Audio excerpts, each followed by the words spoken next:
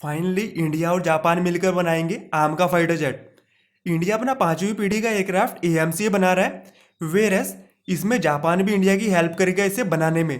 तो यहाँ पर जापान ऐसी कौन सी टेक्नोलॉजी इंडिया को देने वाला है जिससे इंडिया का फाइटर जेट वर्ल्ड में नंबर 1 पर आ सकता है। वेरएस यहाँ पर तेजस को क्रिटिसाइज करने वालों, प्लीज आप वीडियो को छोड़कर मत जाना। आप लोग बोलते हो कि तेजस फाइटर जेट को बनाने में 25 साल लग गए और यहाँ पर अभी हम AMC फाइटर जेट की बात कर रहे हैं। तो यहाँ पर चलिए हम जानते हैं जापान इंडिया की कौन सी हेल्प करने वाला है। यहाँ पर समझने की कोशिश कीजिए। जापान का एक फाइटर जेट है F2। ये फाइटर जेट कॉपी है US F-16 फाइटर जेट की। कॉपी है तो सस्ता होना चाहिए। यहाँ पर इस फाइटर जेट को बनाने में काफ़ी टाइम लगाया जापान ने। और वेरस अगर US का फाइटर जेट F-16 आपको $30 मिलियन में पड़ रहा है, तो ये फाइटर जेट इनिशियल स्टेज में आपको $90 मिलियन का पड़ना था, यानी 3 गुना ज़्यादा। चाइना वाले तो $15 मिलियन में दे देते, पर यहाँ पर क्वालिटी मैटर। यहाँ पर जापान पीछे नहीं हटा और इसमें लगातार इन्होंने चेंजेस किए। इसके लिए अपना अलग से रडार बनाया, एक AES से रडार डेवलप किया। इसके लिए इवन अलग से वेपन्स बनाए। US यहाँ पर कुछ भी दे सकता था, पर इन्होंने अपने वेपन्स बनाना जरूरी समझा। काफ़ी लंबी सोचते हैं यार ये जापानी लोग। तो उसके बाद इंडिया को AMC में आखिर क्या चाहिए, क्रिटिसाइजर्स पता लग गया टाइम लगता है। ये अपना इसके लिए एक इंजन भी डेवलप कर रहे थे। इन्हें इवन 25 साल लग गए इंजन डेवलप करने में। इंडिया भी इंजन टेक्नोलॉजी डेवलप कर रहा था, बट इंडिया अभी तक नहीं कर पाया। बट इन जापानियों ने करके दिखाया। और इनका प्रोसेस इतना ज़्यादा सिंपल था यार, और इतना ज़्यादा एडवांस था कि 5 स्टेप्स में इन्होंने बिल्कुल ही इंजन तैयार करके रख दिया। चलिए कैसे समझते हैं।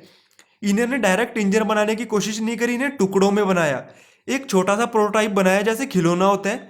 16 किलो न्यूटन का एक इंजन बनाया छोटा सा। फिर उसमें मॉडिफिकेशन किया, अपने साइंटिस्ट को दिया, उसमें चेंजेस करके थोड़ा टाइम और लगाया 5-7 साल। और 30 किलो न्यूटन का एक और इंजन डेवलप किया।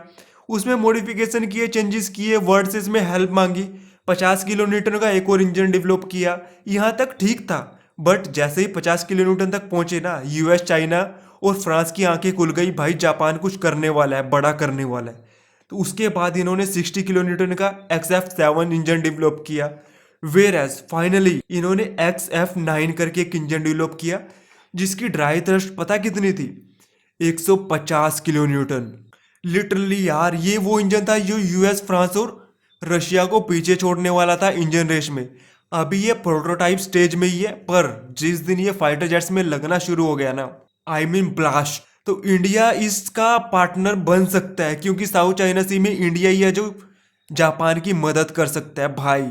और इवन इंडिया ऐसे न्यूक्लियर थ्रेट से भी बचा सकता है चाइनीज, और चाइनीज इंकर्शन से बचा सकता है।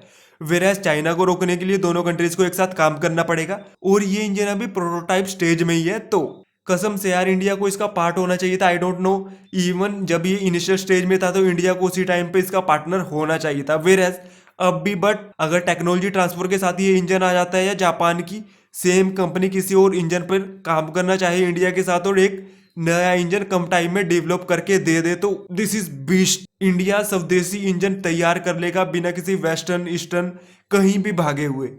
तो होप, क्या सोचते हो आप इस पर, बताइएगा जरूर। Thanks for watching this.